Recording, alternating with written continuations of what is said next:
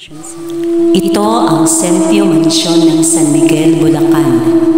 Ginawa itong headquarters ng mga Hapon noong World War II. Dito itinago ng pamilya Sempio ang mga brilyante sa loob ng mga ribulto upang hindi ito mahanap ng mga Hapon. Pinaniniwala ang maraming kababalaghang nagaganap dito tulad ng pag-iyak, mga yapak ng paa, mga pagpaparamdam, dahil maraming pinatay ditong Pilipino noong panahon ng World War II. Wala na kaming protection sa aming katawan na inalis na namin yung protection namin sa aming katawan. So ngayon titingnan natin ano mangyayari dito sa exploration namin, sa investigation na yun. So, balik ulit tayo dito. Balik ulit tayo. So, babalik ulit kami dito sa loob ng wala na kaming dala-dala dito. Baka mami babalik tayo dito, guys.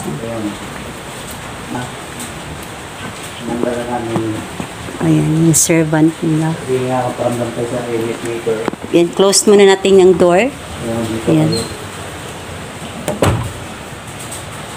Kasi may kama dyan, guys.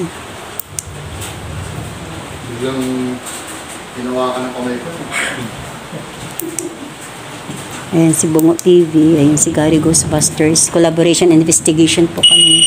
Ginagawa namin ngayon, guys. So, wala na kaming protection sa aming katawan. Inis namin.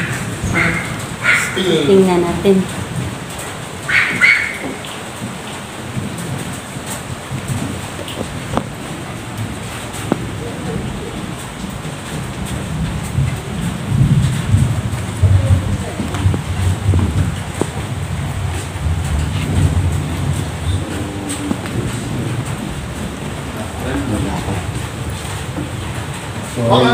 May ano ba ang sa mga nanonood? May ano ba? May bakasyon ba ang mga kaluluwa? I mean, may time ba na napapagod din na ayaw muna nila magparamdam? Yeah. So, ito ko ngayon sa likod ng wala, ako wala akong nararamdaman. ako din, walang kuryente, walang Yung kanina yung nag-i-interview grabe yun. Mas sa akin, mas active pa yun. Ang reaction ng Tsaka parang nakikisali siya sa kwentuhan sa ano yung interview. Yung event later natin kanina. I don't know, pero ngayon parang wala talaga. Wala. Sabi siya, ayan. Wala man. Huh! So, yan, nilis namin yung protection. Bumalik kami dito sa sala. Yung, kung saan yung narinig kami parang boses babae dito during interview time. So, ayan, wala kami protection ngayon. Nilis na namin ni Bungo at saka ni ganun mangyayari po. Dito talaga meron talaga dito.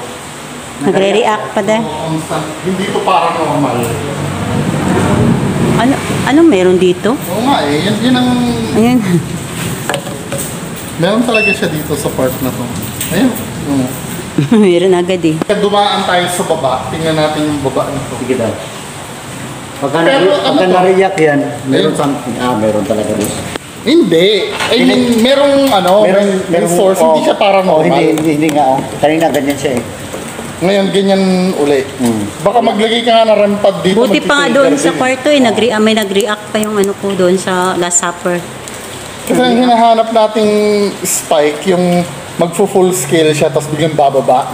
Ibig sabihin, nagparamdam. Yung dito na side, guys, hindi nawawala yung ano niya. So, may frequency. So, pero pwedeng dito sila kumuha ng frequency. Saan? Dito. May ano dyan, energy Kung na yan. magpaparamdam sila, pwede silang kumuha dito sa... So, ayan. Kumbaga, ang mangyayari dito, di ba may spot doon na... Di ba may spot doon? Hindi maklase Pagka magpaparamdam yung multo, pupunta doon sa spot na yun, kuha ng energy. Ang magdadagdagan. Pag kumain na ulit sila, gagamitin na ulit. So, ayan guys, grabe, investigate kami talaga kung totoo yung mga nakikita natin sa mga ibang ghost hunter na pumupunta dito. So, ayun, kayo nang humusga guys. Diyan na. Diyan lang sa bandang yan. Tingin ko hindi paano. Engineer din nga na. Yan nga. Ma'am Crispina, makiupo po kami sa bangko ninyo. Dito yun kanina eh.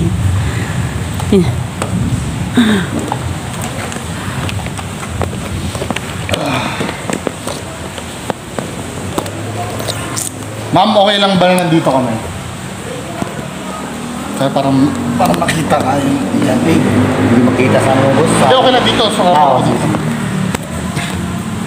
Ma'am, okay lang ba na nandito kami? Happy kayo na nag-ganda kami ng interview?